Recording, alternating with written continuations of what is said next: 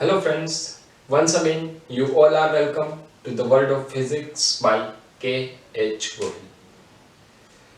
આગળના લેક્ચરની અંદર આપણે પુલી વિશેના ઘણા બધા ક્વેશ્ચન્સ સોલ્વ કર્યા.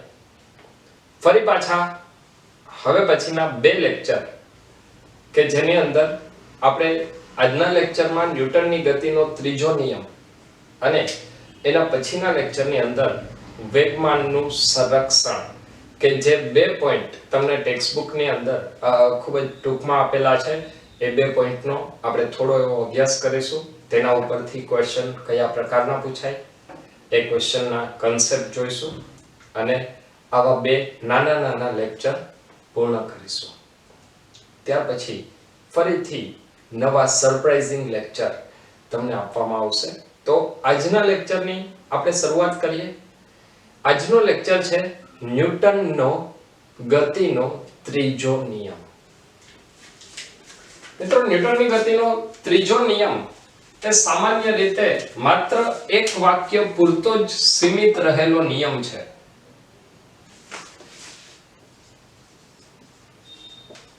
ન્યૂટનનો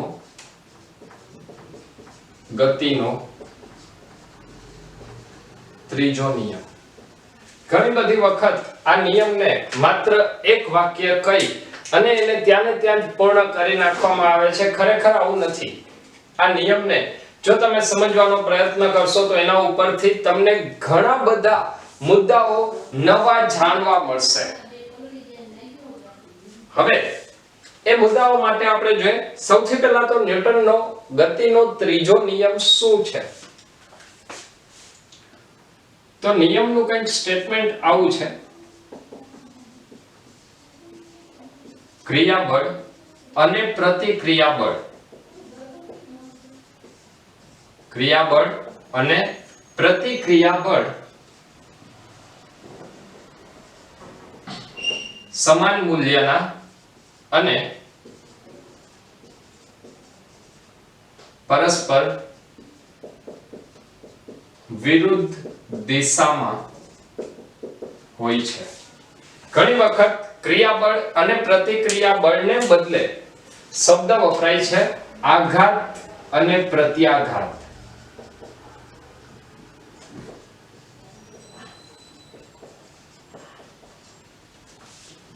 સૌથી પહેલા આ વાક્યનો અર્થ શું થાય એ આપણે ક્લિયર કરી લઈએ. તો ક્રિયાબળ અને પ્રતિક્રિયાબળ એ સમાન મૂલ્યના અને પરસ્પર વિરુદ્ધ દિશાના હોય છે. ચલો, સૌથી પહેલા તો આના માટે હું તમને એક નાનકડી એવી વાત કહીશ, ત્યારબાદ આપણે આ ટોપિકની અંદર આગળ વધીશું. માની લઈએ કે તમે તમારા મોબાઈલની અંદર અથવા તમારા લેપટોપની અંદર તમે એક મૂવી જુઓ છો. જો કે એવું કરતા નથી, તમે લોકો ખૂબ જ ડાયા છો, તમે ઓનલાઈન લેક્ચર્સ જ ભણો છો અને એટલા માટે તમે આ લેક્ચર પણ જોઈ રહ્યા છો. તો તમે 2 મિનિટ માટે આપણે એવું માની લઈએ કે તમે એક મૂવી જોવો છો. એ મૂવીની અંદર એક ફાઇટિંગ નો સીન ચાલુ છે. જે હીરો છે એ વિલનને એક મુક્કો મારે છે. હીરો વિલનને એક મુક્કો મારે છે એટલે પછી વિલન સામે એ હીરોને મારશે. તો આમાં શું એવું કહી શકાય કે હીરો જે વિલનને મુક્કો મારે છે એ એનો આઘાત થશે, એ એનું ક્રિયાબળ થશે અને એની સામે વિલન જે હીરોને બીજો મુક્કો મારે છે એ એનો પ્રત્યાઘાત એટલે કે એનું પ્રતિક્રિયાબળ થાય. મિત્રો, સામાન્ય રીતે રૂટીન લાઈફમાં આપણે આને ક્રિયા અને પ્રતિક્રિયા કહીએ છીએ કે એક વ્યક્તિ બીજી વ્યક્તિને એક ઝાપટ મારે છે તો બીજી વ્યક્તિ પહેલી વ્યક્તિને સામે એક ઝાપટ મારે છે તો પહેલી વ્યક્તિએ જે કર્યું એ ક્રિયા થઈને બીજી વ્યક્તિએ એની પ્રતિક્રિયા થઈ. પણ ન્યૂટનની ગતિનો ત્રીજો નિયમ આ વાત સાથે સહમત નથી. ખરેખર ત્રીજો નિયમ શું છે એ પહેલા આપણે ક્લિયર કરીએ. તો ન્યૂટનની ગતિનો ત્રીજો નિયમ કેટલાક અગત્યના મુદ્દાઓ ક્લિયર કરે છે. એ અગત્યના મુદ્દાઓની વાત કરીએ એ પહેલા હજી એક બીજું તમને ઉદાહરણ આપું. 2 મિનિટ માટે આપણે એવું માની લે કે આ એક સમક્ષિતિજ સપાટી છે. આ સમક્ષિતિજ સપાટી પર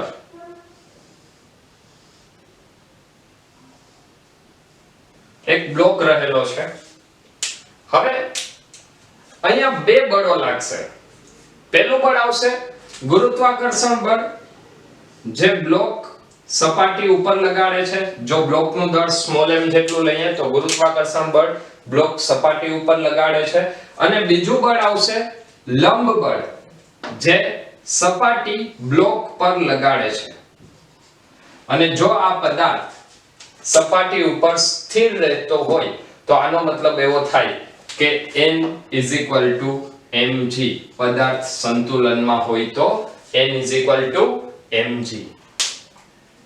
તો શું અહીંયા તમે પદાર્થે લગાડેલું ગુરુત્વાકર્ષણ બળ, પદાર્થે સપાટી ઉપર લગાડેલું ગુરુત્વાકર્ષણ બળ mg અને સપાટીએ પદાર્થ ઉપર લગાડેલું લંબ બળ n, એ બંને આઘાત અને પ્રત્યાઘાત થશે નહીં. શા માટે નહીં થાય? તો એના માટે આઘાત અને પ્રત્યાઘાતને હવે આપણે વધારે ક્લિયર કરીએ. જો તમારે અહીંયા સપાટી પદાર્થ ઉપર જે લંબ બળ લગાડે છે એ લંબ બળને ન્યૂટનની ગતિના ત્રીજા નિયમ સાથે જો તમારે સંલગ્ન કરવું હોય, એની સાથે જોડવું હોય તો તમારે બે લંબ બળ વિચારવા પડશે. મતલબ આ બંને આઘાત અને પ્રત્યાઘાત ગણી શકાય નહીં, પરંતુ આઘાત અને પ્રત્યાઘાત શું થશે? તો એક લંબ બળ એ હશે જે લંબ બળ બ્લોક ઉપર સપાટી દ્વારા લાગે છે. બ્લોક ઉપર સપાટી દ્વારા લાગે છે અને એ જ સમયે એટલું જ લંબ બળ સપાટી પર બ્લોક દ્વારા લાગે છે. આ જે બે લંબ બળ છે એ ન્યૂટનની ગતિનો ત્રીજો નિયમ દર્શાવે છે. આનો મતલબ હજી એક બીજી વાત દ્વારા આ ત્રીજા નિયમને ક્લિયર કરીએ. દાખલા તરીકે કોઈ એક વિલન, આપણે જે મૂવીનો સીન ચાલુ હતો એ જ સીનમાં ફરી પાછા વયા જાય. જ્યારે એક હીરો વિલનને એક મુક્કો મારે છે અથવા એક ઝાપટ મારે છે, ત્યારે એ હીરો છે એ વિલનને જ્યારે ઝાપટ મારે છે ત્યારે વિલનનું શરીર જે તે વ્યક્તિને મારે છે એના હાથ ઉપર કંઈક બળ લગાડશે. ખૂબ જ પ્રેક્ટિકલ વાત તમે કદાચ તમારા ક્લાસની અંદર નોટિસ કરેલું હોય. ક્લાસમાં તમારા શિક્ષક ખૂબ જ શાંતિથી ભણાવતા હોય, વચ્ચે એક નંગ અવાજ કરે એટલે ટીચર એની પાસે જઈ અને એને એક જોરથી ઝાપટ મારશે. જ્યારે ટીચર એને ઝાપટ મારે છે, માની લો એને ગાલ ઉપર ઝાપટ મારે તો વિદ્યાર્થી ગાલ ઉપર આમ હાથ ફેરવતો હોય અને જે ટીચર છે એ હાથની કંઈક એક્શન કરતા હોય. એ શું દર્શાવે છે કે શિક્ષક જ્યારે વિદ્યાર્થીને ગાલ ઉપર મારે છે અથવા એક વ્યક્તિ બીજી વ્યક્તિને મારે છે, ત્યારે પહેલી વ્યક્તિએ બીજી વ્યક્તિ ઉપર બળ લગાડ્યું, એ જ સમયે બીજી વ્યક્તિનો એ પાર્ટ પણ પહેલી વ્યક્તિ ઉપર બળ લગાડે છે અને એ જ ક્રિયાબળ અને પ્રતિક્રિયા બળ છે. તો અહીંયા ન્યૂટનની ગતિના ત્રીજા નિયમ માટે કેટલાક મુદ્દાઓ હું તમને સ્પષ્ટ કરવા માંગીશ. સૌથી પહેલો મુદ્દો, ત્રીજા નિયમ માટે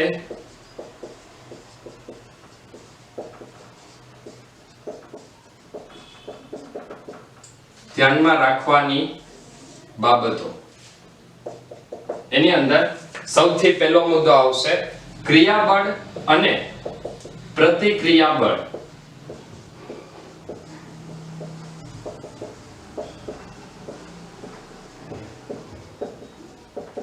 હંમેશા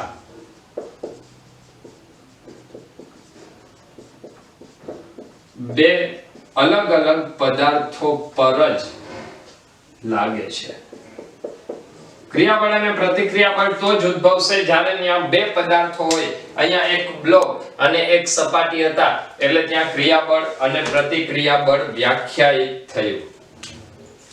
ત્યારબાદ બીજો મુદ્દો, ક્રિયાબળ અને પ્રતિક્રિયા બળ સમાન પ્રકારના હોય છે. મોટે ભાગે આ વાત જો બે સપાટીના સંપર્કની હોય તો લંબ બળ આવશે, જો દોરી વડે ખેંચાયેલા હોય તો તણાવ બળ આવશે, અને સ્પ્રિંગ હોય તો પુનઃસ્થાપક બળ આવશે. મોટે ભાગે આ ત્રણ વસ્તુઓથી તમે ન્યૂટનની ગતિનો ત્રીજો નિયમ સમજાવી શકશો. સપાટી સંપર્કમાં હશે તો લંબ બળ, દોરીથી ખેંચેલા હોય તો તણાવ બળ, અને સ્પ્રિંગ હોય તો પુનઃસ્થાપક બળ. એટલે ક્રિયાબળ અને પ્રતિક્રિયા બળ એ સમાન પ્રકારના હોય છે. ત્યાર પછી ત્રીજો મુદ્દો,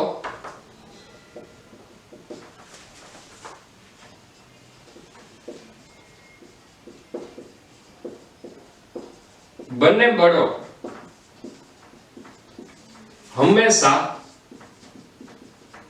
જોડમાં જ ઉદ્ભવે છે. બંને બળો હંમેશા જોડમાં જ ઉદ્ભવે છે. એનો મતલબ એ જોડીમાં જ આવશે. એવું નહીં થાય કે પહેલા એક ક્રિયાબળ આવ્યું અને પછી એનું પરિણામ પ્રતિક્રિયા બળ આવ્યું. એ ન્યૂટનની ગતિનો ત્રીજો નિયમ નથી.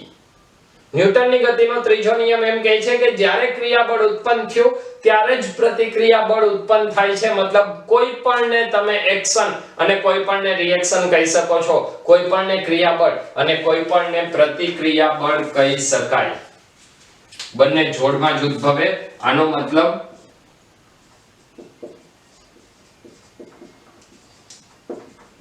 કોઈ પણ એક બળ, ક્રિયાબળ અને બીજું બળ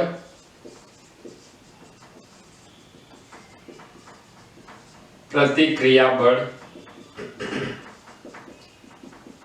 વિચારી શકાય. આ વાક્ય 100% સાચું છે. એની અંદર કોઈ ફેર પડવાનો નથી ન્યૂટનની ગતિના ત્રીજા નિયમમાં કે તમે કોને ક્રિયાબળ કહો છો, કોને પ્રતિક્રિયા બળ કહો છો. એની પાછળનું કારણ બંને બળો એક સાથે જોડીમાં જ ઉદ્ભવે છે. અને છેલ્લો મોસ્ટ ઇમ્પોર્ટન્ટ પોઈન્ટ,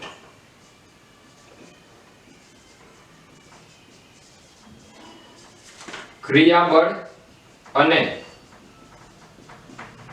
પ્રતિક્રિયા બળ હંમેશા સમાન સમયગાળામાં જ લાગે છે.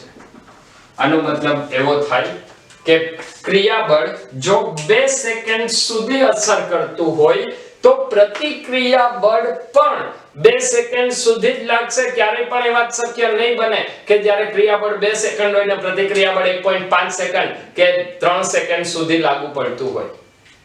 બંને બળો હંમેશા સમાન મૂલ્યના પરસ્પર વિરુદ્ધ દિશાના અલગ અલગ પદાર્થો પર સમાન પ્રકારના જોડીમાં ઉદ્ભવે અને એક સરખા સમયગાળામાં જ આ લાગશે. ક્લિયર છે?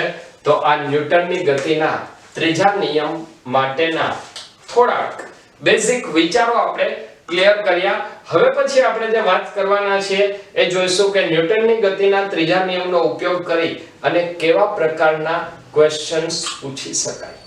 તો ન્યૂટનની ગતિના ત્રીજા નિયમ માટે હવે થોડા બેઝિક પ્રકારના દાખલાઓ જોઈશું. હવે ન્યૂટનની ગતિના ત્રીજા નિયમ માટે ખાસ કરીને 2 પ્રકારના ક્વેશ્ચન્સ પૂછાય છે. તો એમાંનો પહેલા પ્રકારનો ક્વેશ્ચન આપણે જોઈ લઈએ. હું તમને અહીંયા ન્યૂટનની ગતિનો ત્રીજો નિયમ ક્લિયર કરવા માટે 2 પ્રકારના ક્વેશ્ચન આપું છું. પહેલા પ્રકારનો ક્વેશ્ચન છે જેની અંદર તમને આપેલું હોય, માની લઈએ કે આ એક સપાટી છે, એ સપાટી પર દોરડું લટકે છે.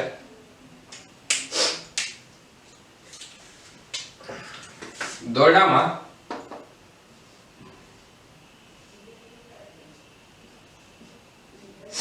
એક વાંદરાભાઈ ઉપર ચડવાનો પ્રયત્ન કરે છે. આ વાંદરાભાઈ ઉપર ચડવાનો પ્રયત્ન કરે. હવે વાંદરો જે છે એ પ્રવેગી ગતિ કરે છે અને વાંદરાનો પ્રવેગ તમને આપેલો છે એ બરાબર 3 મીટર પર સેકન્ડ સ્ક્વેર. વાંદરાનો પ્રવેગ કેટલો છે? 3 મીટર પર સેકન્ડ સ્ક્વેર થી ઉપર તરફ ગતિ કરે છે અને વાંદરાનું દળ તમને આપેલું છે m લઈ લઈએ 40 કિલોગ્રામ. ચલો ક્લિયર છે? તો આના માટે તમને એવું પૂછેલું હોય કે દોરીમાં ઉદ્ભવતું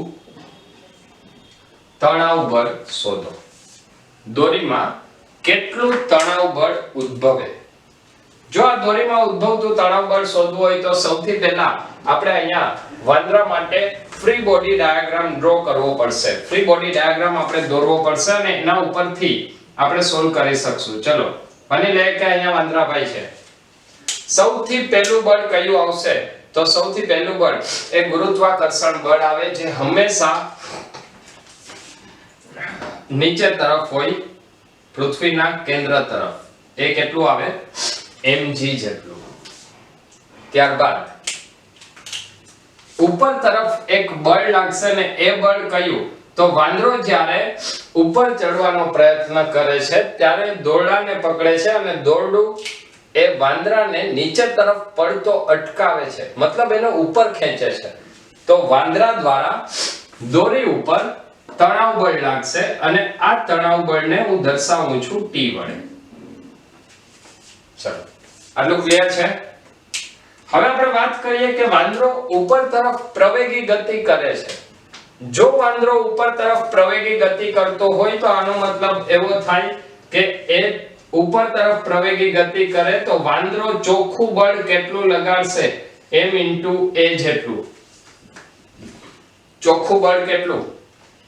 તો ચોખ્ખું બળ લાગશે F m a.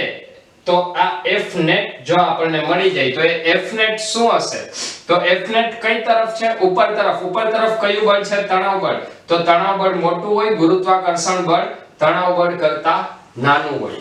એટલે જો અહીંયા આપણે સોલ્વ કરવાનો પ્રયત્ન કરીએ તો હવે આપણને મળશે F net T mg. F net એટલે શું? m a. તો m a T mg અથવા દોરીમાં ઉદ્ભવતું તણાવ બળ mg ma જેટલું હોય. ચલો આનું મૂલ્ય શોધીએ. m કેટલું આપેલું છે? 40, g 10, a 3, 10 ને 3 13 4 52 એટલે આ આવશે T 520 ન્યૂટન. વાંદરો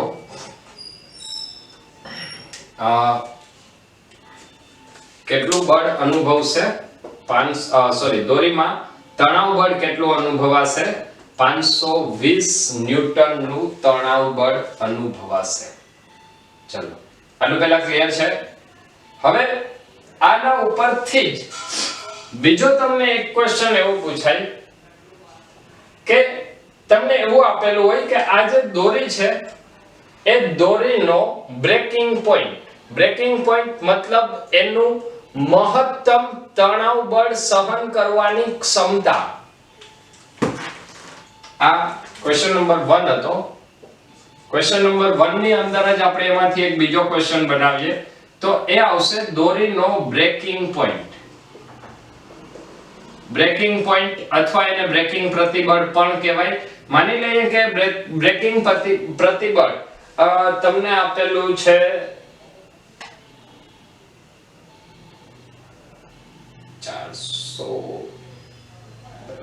420 ન્યૂટન.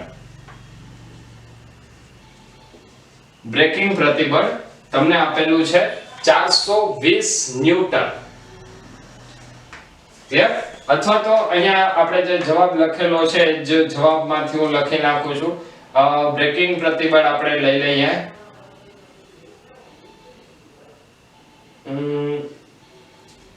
400 520 640 ન્યૂટન. ચલો જો મહત્તમ બ્રેકિંગ પ્રતિબળ 640 ન્યૂટન હોય તો વાંદરાનો મહત્તમ પ્રવેગ શોધો.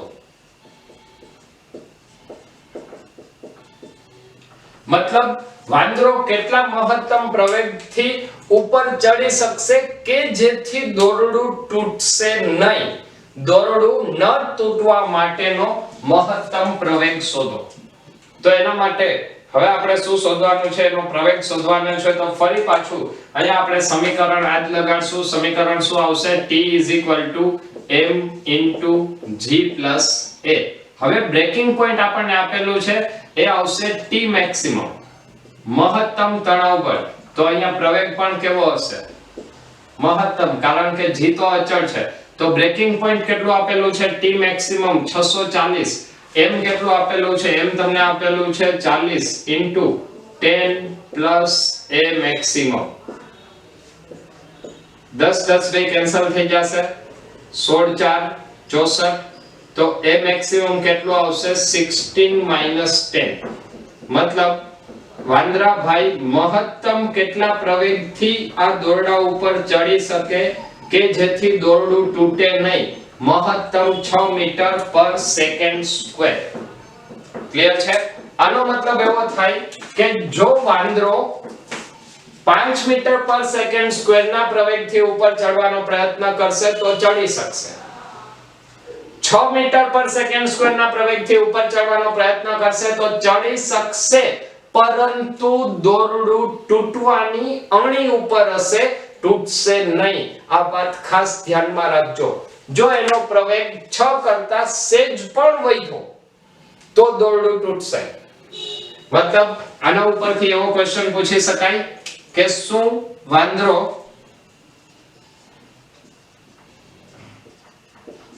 6 મીટર/સેકન્ડ² ના પ્રવેગથી દોરડું ચડી શકે? તો આનો જવાબ તમે શું આપશો?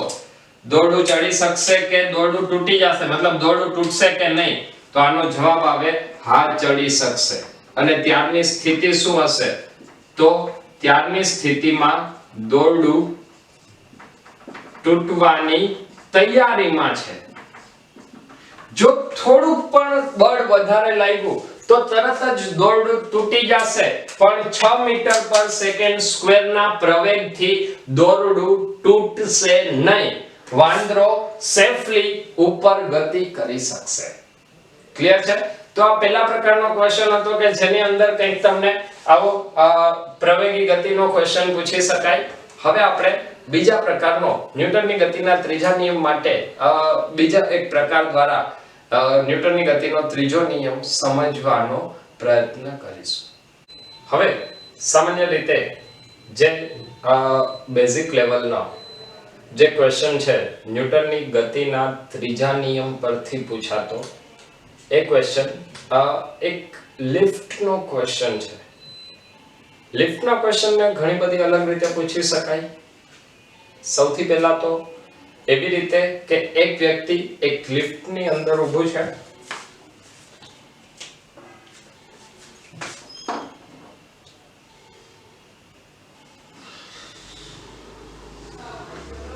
માની લે કે આ લિફ્ટ છે.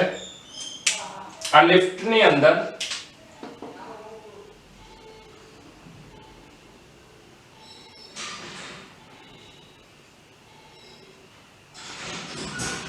એક વ્યક્તિ ઊભી છે. અત્યારે લિફ્ટ સ્થિર છે. જ્યારે લિફ્ટ સ્થિર છે ત્યારે આ વ્યક્તિ લિફ્ટની અંદર એક સ્પ્રિંગ કાંટો રાખેલો છે, મતલબ વેઇંગ મશીન. આ સ્પ્રિંગ કાંટા ઉપર ઊભેલી છે અને એ પોતાનું વજન માપે છે. ન્યા શબ્દ વપરાશે વજન, દળ વપરાશે નહીં. ક્લિયર? તો એ વજન માપે છે. હવે આ વજન કેટલું થાય? જો એ વજનની આપણે વાત કરવી હોય તો એના માટે આપણે લખશું m * g જેટલું. તો આ વ્યક્તિ એ mg જેટલું વજન બળ લગાડે છે, તો એનું વજન બળ m * g જેટલું થશે.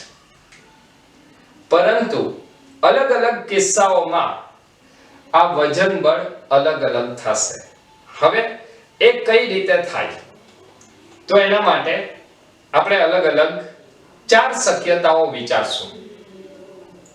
પહેલું, જ્યારે લિફ્ટ ઉપર તરફ જાય છે કંઈક પ્રવેગ a સાથે, એના અલગ અલગ 4 કિસ્સાઓ આવશે. એની અંદર સૌથી પહેલો કેસ આવશે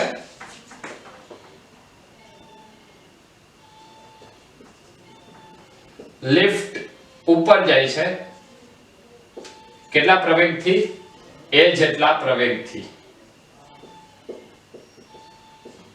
ત્યારે માણસનું વજન કેટલું ત્યારબાદ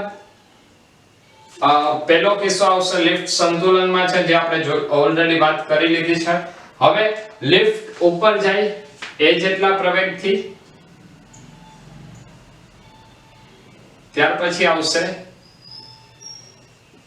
લિફ્ટ નીચે આવશે પ્રવેગ a જેટલો પરંતુ એ બે રીતે વિચારવું પડશે એક a = g હોય ત્યારે અને એક a does not equal to g હોય ત્યારે જો a = g હોય તો શું થાય અને a does not equal to g એની અંદર ફરીથી બે શક્યતાઓ આવશે એક આવશે a less than g અને એક આવશે a greater than g તો આ અલગ અલગ કિસ્સાઓ લઈ અને આપણે વ્યક્તિનું વજન બળ કેટલું મળશે વજન કાંટો વ્યક્તિનું વજન કેટલું દર્શાવશે એ આપણે શોધવાના છીએ એના માટે કેટલાક મૂલ્યો આપણે જોશે તો એ મૂલ્યને હું પહેલા જ વ્યાખ્યાયિત કરી દઉં છું માની લઈએ કે વ્યક્તિનું દળ છે 60 કિલોગ્રામ લિફ્ટનું દળ આપણે થોડું ઓછું લઈએ છીએ વ્યક્તિનું દળ એટલે માસ of person 60 kilogram mass of lift ml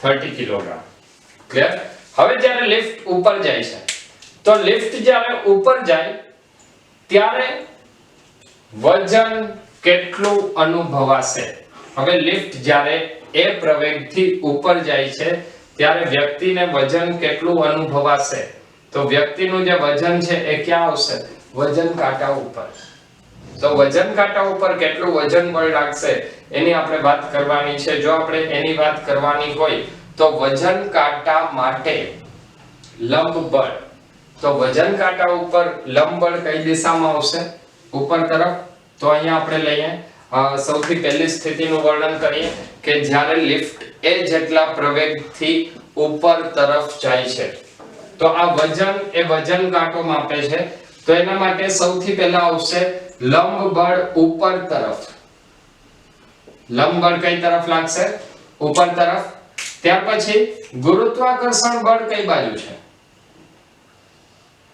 તો ગુરુત્વાકર્ષણ બળ આવશે નીચે તરફ કેટલું mg જેટલું જો ગુરુત્વાકર્ષણ બળ નીચે તરફ mg જેટલું હોય લંબ બળ ઉપર તરફ n જેટલું હોય અને જો વ્યક્તિ a જેટલા પ્રવેગથી ઉપર જતી હોય તો ઉપર એ ચોખ્ખું બળ કેટલું લગાડશે m * a જેટલું જો ઉપર ચોખ્ખું બળ m * a જેટલું હોય તો આ ચોખ્ખું બળ કેવી રીતે મળશે n - mg જો ચોખ્ખું બળ n - mg થી મળે તો હવે આનો અર્થ એવો થાય કે ma = F net મતલબ ચોખ્ખું બળ ma શું થશે n - mg તો આ સ્થિતિમાં લંબ બળ કેટલું થાય ma + mg મતલબ n = m * a + g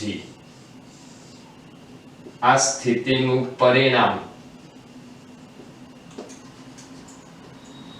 વ્યક્તિનું વજન છે એ વજન વધારે દેખાશે વજન કાંટો એનું વજન વધારે બતાવશે આ જ વસ્તુને તમે પ્રેક્ટિકલી ફીલ કરેલી હોય તો જ્યારે તમે લિફ્ટમાં ઉપર તરફ જાઓ છો મતલબ લિફ્ટ સ્થિર સ્થિતિમાંથી જ્યારે ઉપર જાય ત્યારે આપણને 1 સેકન્ડ માટે નીચે તરફ બળ અનુભવાય છે આ જે નીચે તરફનું બળ છે એ દર્શાવે છે કે એ સમયે તમારો વજન વધારે હોય ચલો બીજું લઈએ a does not equal to g અને એની અંદર હું લઉં છું a less than g a less than g, અત્યારે લિફ્ટ નીચે તરફ જાય છે. જો લિફ્ટ નીચે તરફ જતી હોય તો એના માટે લંબ બળ એની દિશા બદલાવવાની નથી, એ હંમેશા ઉપર તરફ રહેશે. ગુરુત્વાકર્ષણ બળ કઈ બાજુ આવશે તો ગુરુત્વાકર્ષણ બળની દિશા પણ ફિક્સ છે, mg હંમેશા નીચે તરફ. હવે જો લિફ્ટ નીચે ગતિ કરતી હોય તો અહીંયા F net કેટલું આવશે, m a જેટલું. કઈ દિશામાં? નીચે તરફની દિશામાં. જો ચોખ્ખું બળ નીચે તરફ હોય, અધો દિશામાં હોય તો એ દર્શાવે છે કે ઉર્ધ્વ દિશાના બળ કરતા અધો દિશાનું બળ મોટું છે. અને તો અહીંયા પરિણામી બળ કેવી રીતે મળશે તો જ્યારે લિફ્ટ નીચે તરફ ગતિ કરે છે ત્યારે હંમેશા સૂત્ર આવશે F net ma mg minus n. F net ma mg minus n. મતલબ n બરાબર શું આવશે? mg minus ma. તો અહીંયા આપણને લંબ બળનું સૂત્ર મળશે n mg minus ma. જો લંબ બળ n mg minus ma હોય અને વ્યક્તિ ગુરુત્વીય પ્રવેગ કરતા ઓછા પ્રવેગથી ગતિ કરતો હોય તો અહીંયા તમને સમીકરણ મળશે. હું આ સમીકરણને ફરીથી અહીંયા લખી દઉં છું. F net એટલે ચોખ્ખું બળ ma જેટલું, એ કેટલું થશે? mg minus n. તો n બરાબર mg minus ma. મતલબ વ્યક્તિનું વજન કેટલું નોંધાશે? n m g minus a. મતલબ અહીંયા વજન જે હશે એના કરતા ઓછું અનુભવાશે, વજનમાં ઘટાડો. આ જ વસ્તુ પ્રેક્ટિકલી વિચારો. જ્યારે લિફ્ટ નીચે આવતી હોય છે ત્યારે 2 મિનિટ માટે આપણને એવો અહેસાસ થાય છે કે આપણું વજન ઘટી ગયું હોય. આપણે પગ ઉપર જે વજન દઈને ઊભા છીએ ને એ જ્યારે લિફ્ટ નીચે ગતિ કરવાની શરૂઆત કરે ત્યારે 2 મિનિટ માટે આપણને આપણા પગ થોડાક ફ્રી થઈ ગયા હોય એવું અનુભવાય છે. શા માટે? કારણ કે રેગ્યુલર જે આપણું વજન અનુભવાય એના કરતા વજન ઓછું અનુભવાય છે. તો આ બીજો case a less than g હોય અને લિફ્ટ ક્યાં? નીચે તરફ હોય ત્યારે. જો લિફ્ટનું દોરડું ઉપરથી તૂટી જાય, લિફ્ટનું દોરડું તૂટી ગયું એનો મતલબ શું થયો કે હવે લિફ્ટ પણ કેટલા પ્રવેગથી ગતિ કરશે? g જેટલા પ્રવેગથી. જો લિફ્ટ નીચે g જેટલા પ્રવેગથી ગતિ કરે તો હવે પરિસ્થિતિ શું થાય? તો વ્યક્તિ છે એ વ્યક્તિ પણ ગુરુત્વીય પ્રવેગ હેઠળ મુક્ત પતન કરે છે અને લિફ્ટ પણ મુક્ત પતન કરે છે. મતલબ લિફ્ટની ઉપર આ જે લિફ્ટ છે એની ઉપર વ્યક્તિ હશે પણ એ વ્યક્તિ લિફ્ટ ઉપર કંઈ બળ લગાડી શકશે નહીં. બંને એક સાથે જ ગતિ કરશે અને આ ગતિની અંદર વ્યક્તિ વજન કાંટામાં જો વજન જુએ તો એને કેટલું દેખાય? કેટલું દેખાશે? શૂન્ય. શા માટે? કારણ કે વ્યક્તિ લિફ્ટ ઉપર વજન લગાડે એ પહેલા લિફ્ટ નીચે હોય છે. મતલબ બંને એક સાથે ગતિ કરે છે. તો અહીંયા આ સ્થિતિની જો તમે વાત કરો તો અહીંયા n બરાબર સમીકરણ શું મળશે? n mg minus ma m g minus a. જો g બરાબર a તો g minus g એટલે લંબ બળ કેટલું થાય? શૂન્ય. મતલબ વ્યક્તિનું વજન કેટલું દેખાશે?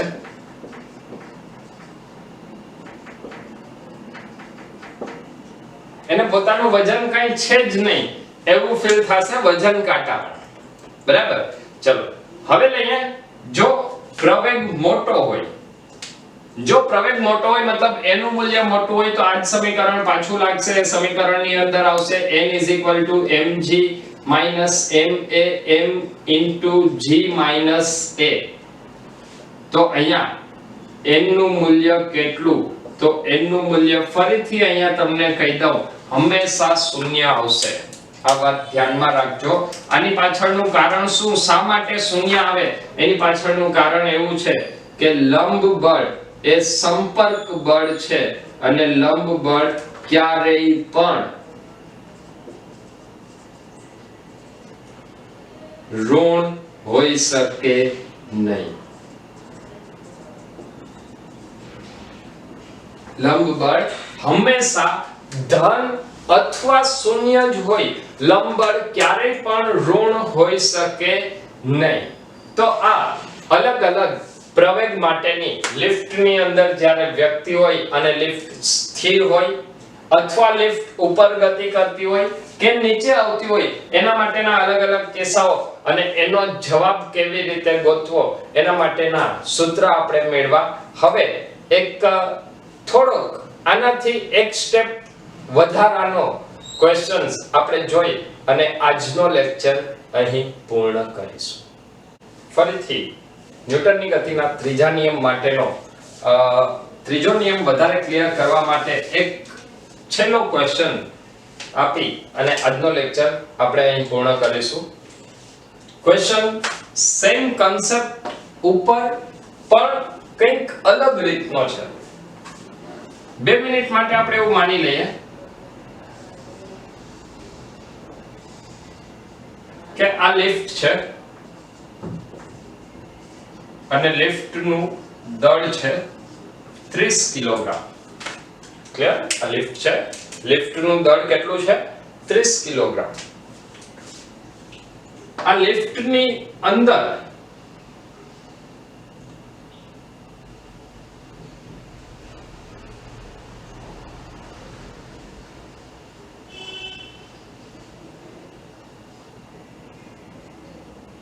એક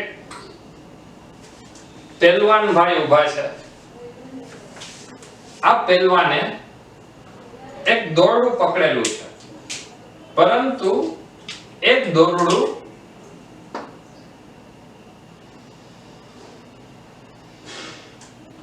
હાથમાં થઈ એક ગરગડીમાં થઈ અને સીધું લિફ્ટ સાથે જકડાયેલું છે. ફરીથી એક નવી સ્થિતિ, Newton's third law with pulley. એક નવી સ્થિતિની અહીંયા આપણે વાત કરવાના છીએ. માની લઈએ કે આ જે પહેલવાન છે, પહેલવાને દોરડું ખેંચી રાખેલું છે. એ સ્થિતિ કે જ્યારે આ લિફ્ટ સ્થિર છે. અહીંયા શરત શું હશે? લિફ્ટ સ્થિર હોય ત્યારે.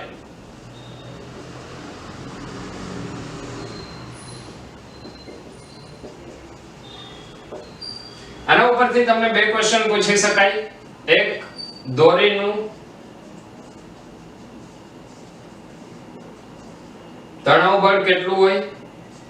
બીજું,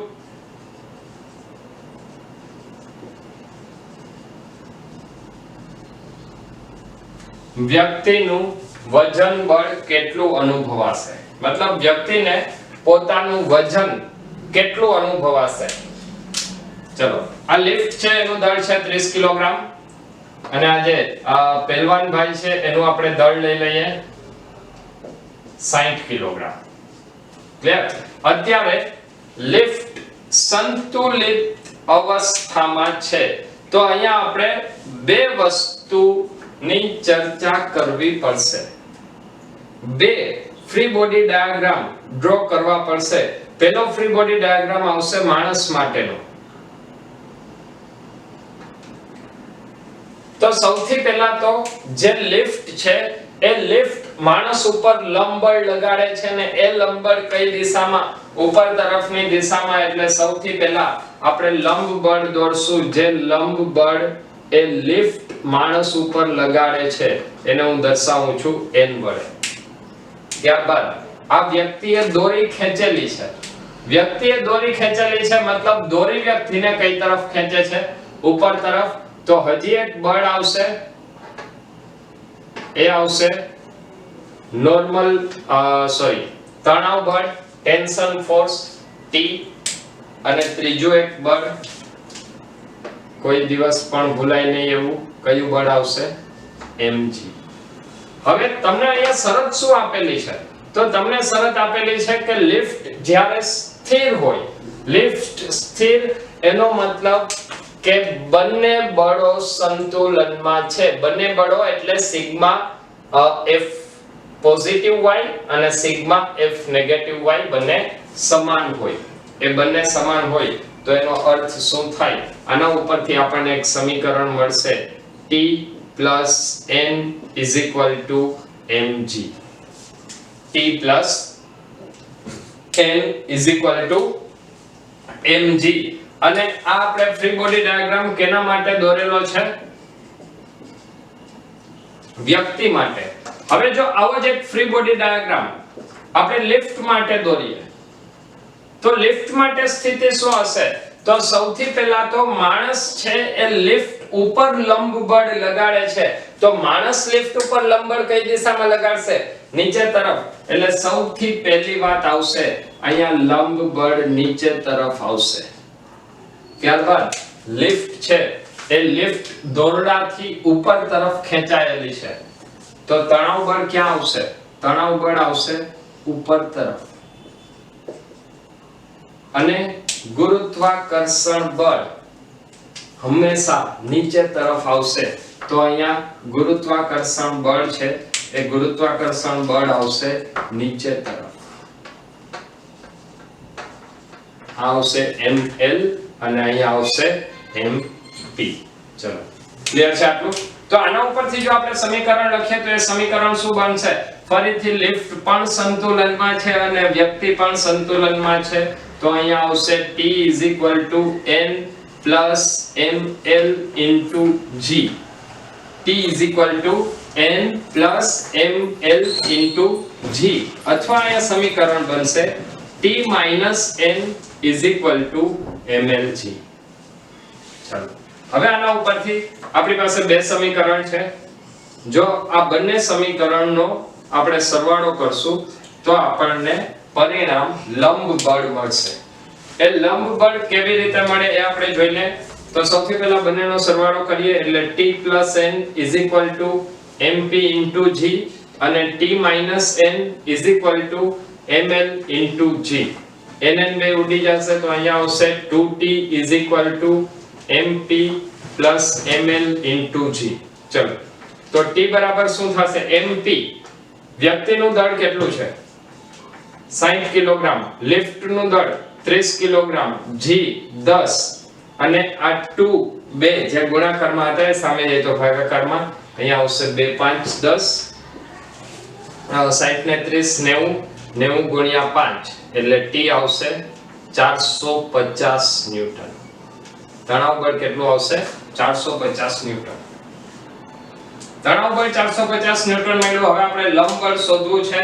લંબ બળ શોધવા માટે કોઈ પણ એક સમીકરણની અંદર આપણે કિંમત મૂકી દઈએ. તો લંબ બળ માટે હું આ સમીકરણની અંદર કિંમત મૂકું છું t - n = mlg. t કેટલું? 450 minus ml. ml એટલે લિફ્ટનું દળ 30 * 10 = n. ml ને મેં આ તરફ લીધું છે, mlg ને, અને n ને સામે લીધું છે. તો 450 - 300 એટલે n બરાબર કેટલું આવશે? 150 ન્યૂટન. લંબ બળ આવશે 150 ન્યૂટન. આનો મતલબ કે એ વ્યક્તિને એનું વજન કેટલું અનુભવાશે? માત્ર 15 કિલોગ્રામ. એ વ્યક્તિને વજન કાંટા ઉપર એનું વજન કેટલું દેખાશે? 15 કિલોગ્રામ. 15 g. શા માટે? કારણ કે ત્યાં અમુક વજન એ જે છે એ દોરડાને ખેંચવામાં વપરાઈ ગયું છે. તો દોરડાને ખેંચવામાં એનું જે વજન વપરાઈ ગયું એના ઉપરથી હવે વ્યક્તિનું વજન કેટલું થશે? 150 ન્યૂટન. વ્યક્તિનું વજન બળ આવશે 150 ન્યૂટન અને દોરડાનું તણાવ બળ આવશે 450 ન્યૂટન. ચલો જો તમને અહીંયા સુધીનું ક્લિયર હોય તો આજનો લેક્ચર ન્યૂટનની ગતિનો ત્રીજો નિયમ અહીં પૂર્ણ કરીએ છીએ. ત્યારબાદ નેક્સ્ટ લેક્ચરની અંદર આપણે વેગમાન સંરક્ષણનો નિયમ ભણવાના છીએ. તો વેગમાન સંરક્ષણના નિયમમાં ફરીથી એક નાનકડો એવા લેક્ચરમાં વેગમાનના સંરક્ષણનો નિયમ જોઈશું અને ત્યારબાદ આપણા ટોપિકને આગળ વધારીશું. તો ખૂબ જ ઝડપથી નેક્સ્ટ લેક્ચરની અંદર મળીએ છીએ. ત્યાં સુધી બધા મહેનત કરતા રહો. Wish you all the best.